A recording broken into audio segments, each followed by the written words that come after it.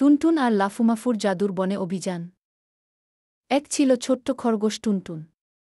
সে খুব চঞ্চল আর কৌতূহলী।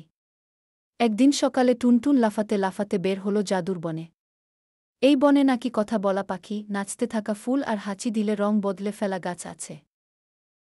টুনটুন এতটাই উত্তেজিত যে সে লাফাতে লাফাতে কুপটাপট শব্দ করে চলেছে। ঠিক তখনই, থামো, সাবধানে, একটা গোলগাল কণ্ঠ শোনা গেল। টুনটুন তাকিয়ে দেখে একটি নরম লোমশ কাঠবিড়ালি দাঁড়িয়ে আছে। তার নাম লাফুমাফু।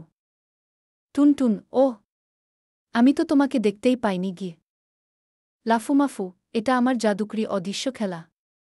আমি লাফুমাফু, জাদুর বনের রক্ষক। দুজনেই একসাথে হেসে উঠল।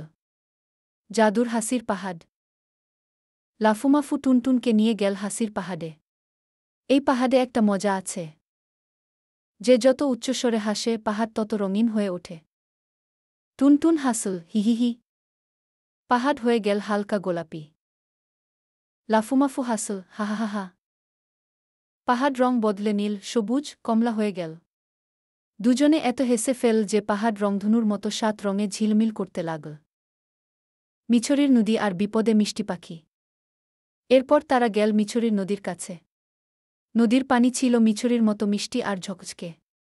হঠাৎ, বাঁচাও, বাঁচাও!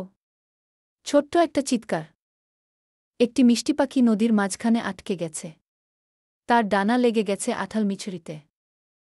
টুনটুন তাড়াতাড়ি তার লম্বা কান বাড়িয়ে বলল, ধরো আমার কান, আমি টেনে তুলছি গু। লাফুমাফু সাহায্য করল। অবশেষে মিষ্টি পাখিকে উদ্ধার করা গেল। পাখিটা খুশিতে বলল, তোমরা সত্যিকারের নায়ক। সে দুজনকে উপহার দিল 3টা জাদুফুল, যেগুলো রাতে আলো দেয়। বন্ধুত্বের আলো। রাতে টুনটুন আর লাফুমাফু জাদুফুলগুলো নিয়ে বসে আকাশের দিকে তাকাল।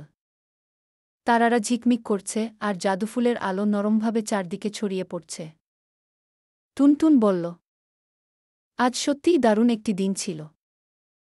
লাফুমাফু হেসে বলল, যেখানে বন্ধু আছে সেখানে প্রতিদিনই একটি জাদুর দিন। দুজনেই খুশিতে হাত নাড়তে নাড়তে বাড়ির পথে রওনা দিল। গল্পের শিক্ষা। বন্ধুত্ব, সাহায্য আর আনন্দ, এগুলোই পৃথিবীর সবচেয়ে বড় জাদু।